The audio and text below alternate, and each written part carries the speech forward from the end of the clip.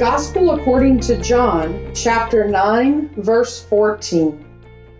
And it was the Sabbath day when Jesus made the clay and opened his eyes.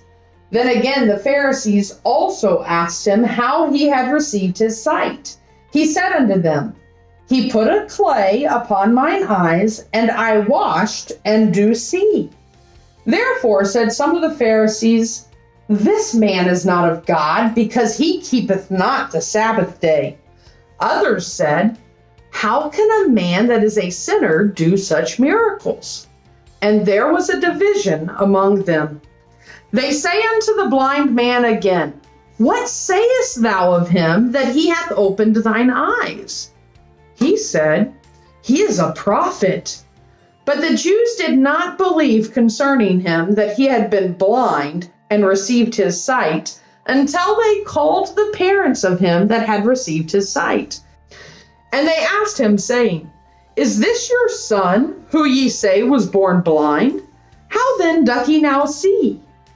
His parents answered them and said, We know that this is our son, and that he was born blind. But by what means he now seeth, we know not, or who hath opened his eyes, we know not. He is of age, ask him. He shall speak for himself. These words spake his parents, because they feared the Jews. For the Jews had agreed already that if any man did confess that he was Christ, he should be put out of the synagogue. Therefore said his parents, He is of age, ask him. Then again called they the man that was blind, and said unto him, Give God the praise. We know that this man is a sinner. He answered and said, Whether he be a sinner or no, I know not. One thing I know, that whereas I was blind, now I see. Then said they to him again, What did he do to thee? How opened he thine eyes? He answered them, I have told you already, and ye did not hear. Wherefore would ye hear it again? Will ye also be his disciples? Then they reviled him and said, Thou art his disciple, but we are Moses' disciples. We know that God spake unto Moses. As for this fellow, we know not from whence he is. The man answered and said unto them, Why herein is a marvelous thing that ye know not from whence he is, and yet he hath opened mine eyes.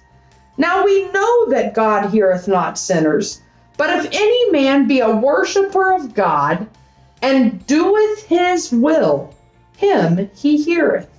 Since the world began, was it not heard that any man opened the eyes of one that was born blind?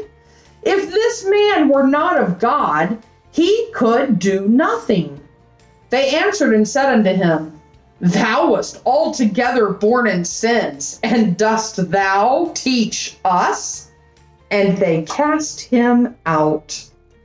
Jesus heard that they had cast him out, and when he had found him, he said unto him, Dost thou believe on the Son of God?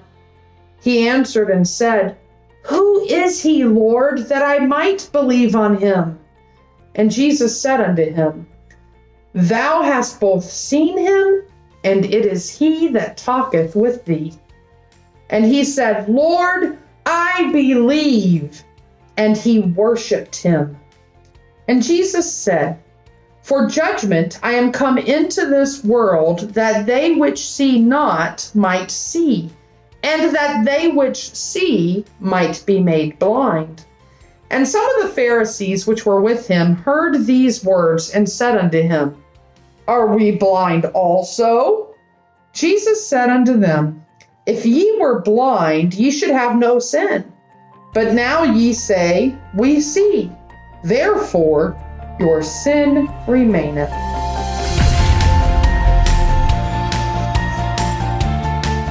Just to remind us of what has happened here, Jesus made clay, spread it on the eyes of the blind man, and commanded him to go wash his eyes. The blind man did all that he was told to do, and he could now see. He was no longer blind. Jesus had healed him on the Sabbath. According to the Pharisees, this was proof that Jesus is not God. Jesus had worked on the Sabbath day and healed a blind man. The blind man, who could now see, said that Jesus must be God. Because of this, the Jews did not believe that the blind man had really been blind. In order to prove that, they went to his parents and asked them, "Is this your son? Was he really born blind?" The parents answered yes and yes, and also said that they had no idea how he could see now. "He is old enough," said the parents. "He can answer for himself."